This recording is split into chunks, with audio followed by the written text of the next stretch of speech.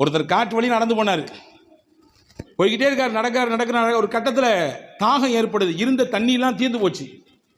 நான் வறட்சி அப்படியே வாட்டி வதைக்கிறது அவரை. தூரத்திலேருந்து பார்த்தாரு, ஒரு பெரிய பைய கிடக்குது. ஆசாசியா ஓடி ஓடி வந்தார், எப்படியாவது ஒரு சொட்டு தண்ணி அதில் கிடச்சிரும்னு. வந்தவர் அந்த பையை திறந்து பார்த்தாரு, எல்லாமே தங்க காசு, எல்லாமே தங்க காசுகள். இப்பொழுது அந்த மனிதரின் மனநிலை எப்படி இருக்கும்? அப்பாடி, இவ்வளோ தூரம் ஓடி வந்துச்சு, பை நிறைய தங்கம், யா ரொம்ப சந்தோஷம் அப்படின்னு மனசு வருமா? இல்லை, ச்சே தண்ணி நினைச்சமே, இந்த தங்கம் கிடைச்சிருக்க, இது எனக்கு இப்போ தேவையில்லை, தண்ணி தான் வேணும், நான் தண்ணி குடிக்கிறேன்னா செத்து போயிடுவேன் என்ற நிலைப்பாடு தானே வரும். இப்போ தண்ணீரை குடிக்கிறோம், தாகத்தை தீர்த்து கொள்கிறோம், கொடுத்தவனுக்கு நான் நன்றி சொல்கிறோமா? அவனை புகழுகிறோமா? ஹாரூன் ரஷீத் பாஷா மிகப்பெரிய மன்னர். அவருடைய ஆட்சி பரப்பு, அதாவது லட்சக்கணக்கான சதுர கிலோமீட்டர்கள் ஆட்சி செய்தவர் ஹாரூன் ரஷீத் பாஷா. அவருடைய குருமகான் ஒருத்தர் இருந்தார், இப்னு சம்மாக். அவரிடத்துல போய் ஒரு நாள், எனக்கு ஏதாவது ஆலோசனை சொல்லுங்க, எனக்கு ஏதாவது நசீஹத் செய்யுங்க, உபதேசம் செய்யுங்க அப்படின்னு சொல்லி மன்னர் ஹாரூன் ரஷீத் பாஷா கேட்கிறார். அந்த ஆசிரியர் கேட்டாரு, பாப்பா எல்லாம் இருக்கு உனக்கு, ஆனால் ஒரு குவளை தண்ணி மட்டும் உனக்கு கிடைக்கல, தண்ணி உனக்கு இல்லை, ஒரு குவளை தண்ணி உனக்கு இல்லை, என்ன செய்வா நீ கேட்டார். ஹாரூன் ரஷீத் பாஷா சொன்னார், என்னுடைய ஆட்சியை பாதியை கொடுத்தாவது நான் அந்த ஒரு குவளை தண்ணியை வாங்கிடுவேன். ஓ அந்த அளவுக்கா? சரி. ஒரு குவளை தண்ணி குடிச்ச, போன தண்ணி ரிட்டர்ன் ஆகலை, வெளியே வரல. உள்ளே போனால் ரிட்டர்ன் வரலங்க. தண்ணியை குடிச்சா தேவையான சத்துக்கள் எல்லாம் எடுத்து விட்டு நம்முடைய சிறுநீரின் வழியாக தேவையற்ற கழிவுகள் எல்லாம் வெளியே வர வேண்டும். ஆசிரியர் கேட்டார், இப்னு சம்மாக், ஒரு டம்ளர் தண்ணி குடிச்ச, ஆனால் அது வெளியே வரல, என்ன செய்வ அப்படின்னு கேட்டார். மன்னர் ஹாரூன் ரஷீத் பாஷா சொன்னால், மீதி இருக்கிற ஆட்சியை கொடுத்தாவது எப்படியாவது அதை வெளியேற்றுவேன் உடலில் இருந்து. சிரித்துக்கொண்டே ஆசிரியர் சொன்னார், உன் ஆட்சி ஒரு டம்ளர் தண்ணீருக்கு சமம், உன்னுடைய ஒட்டுமொத்த ஆட்சி ஒரு டம்ளர் தண்ணீருக்கு சமம். எனவே அல்லாவை பயந்து வாழு, உலகத்திலே அவனை புரிந்து வாழு. எல்லாம் இருக்குன்னு ஆடாத, ஆட்டத்தை குறைச்சிக்கோ. எல்லாம் இருக்குன்னு தலைக்கணத்தோடு இருக்காதே. இந்த உலகம் ஒரு டம்ளர் தண்ணீருக்கு சமம். உள்ளே போவதற்கும் வேண்டும் வழி, வெளியே வருவதற்கும் வேண்டும் வழி, புரிந்து கொள். இதுதான் நான் உனக்கு தரக்கூடிய ஞான உபதேசம் என்றார் இப்னு சம்மாக் ரஹ்மத்துல்லாஹ். அன்பு சகோதரர்களே, அல்லாஹ்வை நாம் புகழ வேண்டாமா? அல்ஹம்துலில்லாஹ் என்று எத்தனை முறை மனதார சொல்லியிருக்கிறோம். அன்பு சகோதரர்களே, புகழ்ந்தால் என்ன கிடைக்கும்? நீங்கள் என்ன எதிர்பார்க்கிறீர்களோ அதை விட பன்மடங்காக கிடைக்கும். இன்னைக்கு நிறைய இருக்குன்னு ஆசைப்படுறோம். என்னுடைய பொருளாதாரம் நல்ல பரக்கத்தாக இருக்கணும், என் குடும்பம் பரக்கத்தாக இருக்கணும், நான் கை வைக்கிற இடம் எல்லாமே பரக்கத்தாக இருக்கணும், நான் ஆரம்பிச்சிருக்கக்கூடிய தொழில் ஓஹோன்னு போகணும், எல்லாரும் ஆசைப்படுறோம். தப்பு ஒன்றும் கிடையாது. நியாயமாக இருந்தால் வரவேற்க வேண்டியது. நல்லா இருக்கணும், நல்ல உடம்புடுத்தணும், நல்லா சம்பாதிக்கணும், நல்ல குடும்பத்துக்கு செலவழிக்கணும், நல்ல எண்ணம். சொல்லப்போனால் மூமியின் எண்ணம் அப்படி தான் இருக்கணும். ஆனால் வச்சுக்கோங்க, அது பேருக்கும் பெருமைக்கும், ஊர் போற்றுவதற்கும் ஓஹோ என்று இவர் வாழுகிறார் என்ற பேச்சுக்கும் இருக்குமையானால் அதுதான் கேள்விக்குறியானது. அப்போ நமக்கு கிடைக்கிறது அதிகமாக கிடைக்கணும். என்ன செய்யணும்? சிம்பிள்.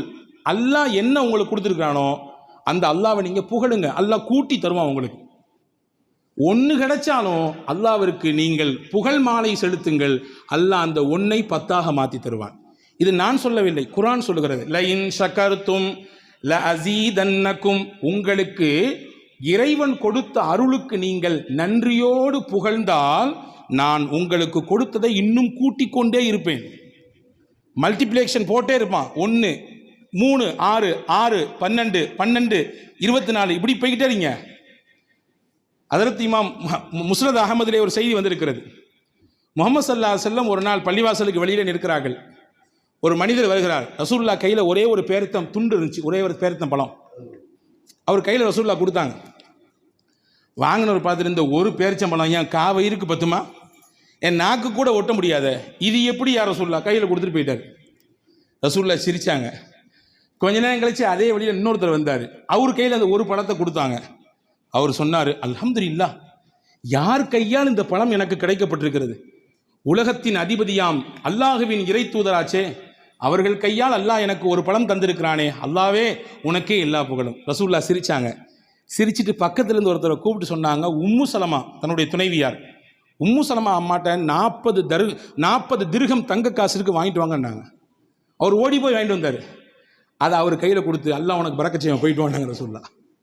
அன்பர்களே, ஒரு செய்தி தான், 2 தகவல் இருக்கிறது. முதலானவர் கிடைத்தது ஒன்று, இதை வைத்து என்ன செய்வது என்று யோசித்தார். உள்ளதும் போச்சு, நொல்லை கண்ணா போச்சு. 2ஆம் நபர் கிடைத்தது ஒன்றுதான், ஆனால் கொடுத்தது யார்? அல்லாஹ். யார் வழியாக தந்தான்? அல்லாஹ். அல்லாஹ்வின் தூதர் வழியாக தந்தான். நன்றி சொன்னார், அல்லாஹ்வை புகழ்ந்தார். உடனே அல்லாஹ் கொடுத்தான் 40 தங்க காசு. எது இருக்கிறதோ அதை ஏற்றுக்கொள்ள வேண்டும், குறைபட்டு கொள்ளக்கூடாது. அல்லாஹ் தருவான் என்று நம்பி அவனை புகழ வேண்டும். இருந்தால் அல்லாஹ் மனமான வாழ்க்கையை, இரட்டிப்பான வாழ்க்கையை அல்லாஹ் திருப்பி தருவான். புகழ வேண்டும் என்ற எண்ணம் நமக்கு வர வேண்டும். அல்லாஹ் என்னெல்லாமோ தந்திருக்கிறான். பொதுவாகவே மனிதனுடைய இயற்கை என்ன தெரியுமா?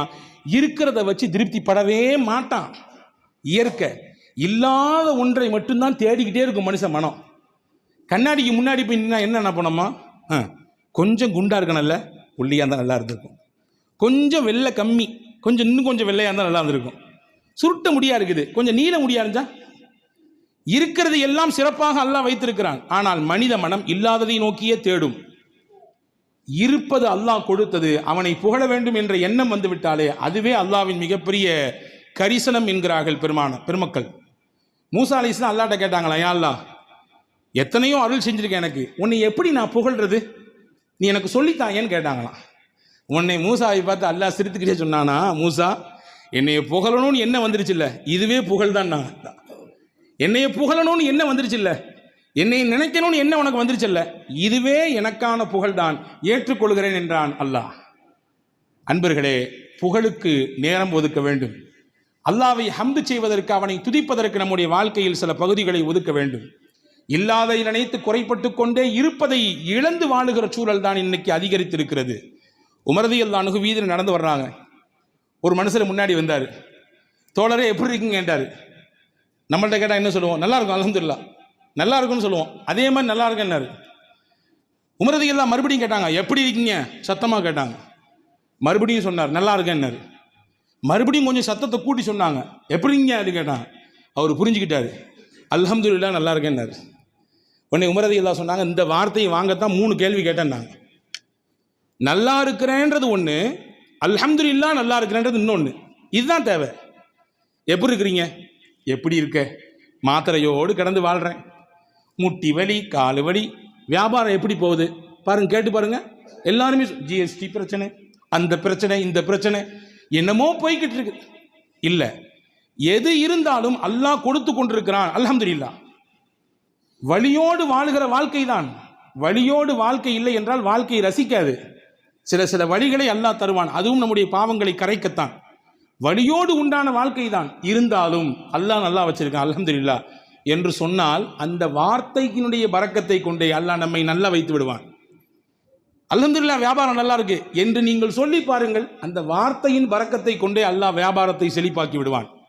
அல்ஹம்துலில்லாஹ் குடும்பம் சிறப்பாக இருக்கு, பிள்ளைகள்லாம் சிறப்பாக வளர்ந்துட்டு இருக்கிறாங்க என்று சொல்லி பாருங்கள், அந்த வார்த்தையின் பரக்கத்தை கொண்டே அல்லாஹ் சிறப்புமிக்க குடும்பமாக மாற்றி கொடுத்து விடுவான். ஒரு விஷயம்தான், அல்லாஹ் நமக்கு பார்த்து பார்த்து செய்கிறான் அருள் ஒவ்வொன்றையும். அந்த அருளுக்கெல்லாம் நன்றிகளாக நாம் இருக்க வேண்டும் என்று விருப்பப்படுகிறான்.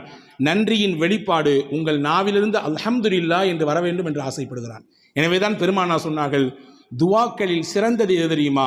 அல்ஹம்துலில்லாஹ் என்று சொல்லுவதுதான். இதை விட பெரிய துவாவே இல்லைன்னு நாங்கள் சொல்லுவோம். இதை விட பெரிய துவா இல்லை. அல்ஹம்துலில்லாஹ் என்பதை விட பெரிய துவா வேறொன்றும் இல்லை. ஒரு நாள் மஸ்ஜித் நபவியில் தொழுகை நடக்கிறது. ரிஃபாஅத் இப்னு ராஃபி என்ற நபித்தோழர் தொழுதுட்டு இருக்காங்க ரசூலுல்லாஹ். பின்னாடி அவரும் நிற்கிறாரு. திடீர்னு தும்மல் போட்டார். தும்மல் போட்டவுடன் அல்ஹம்துலில்லாஹ் சொல்லணும் அவருக்கு முன்னாடி சொல்லி தரப்பட்டிருக்குது. அவர் சொன்னார், அல்ஹம்துலில்லாஹி ஹம்தன் கதீரன் தய்யிபன் முபாரக்கன் ஃபீஹி கமா யுஹிப்பு ரப்புனா வ யர்தாஹு.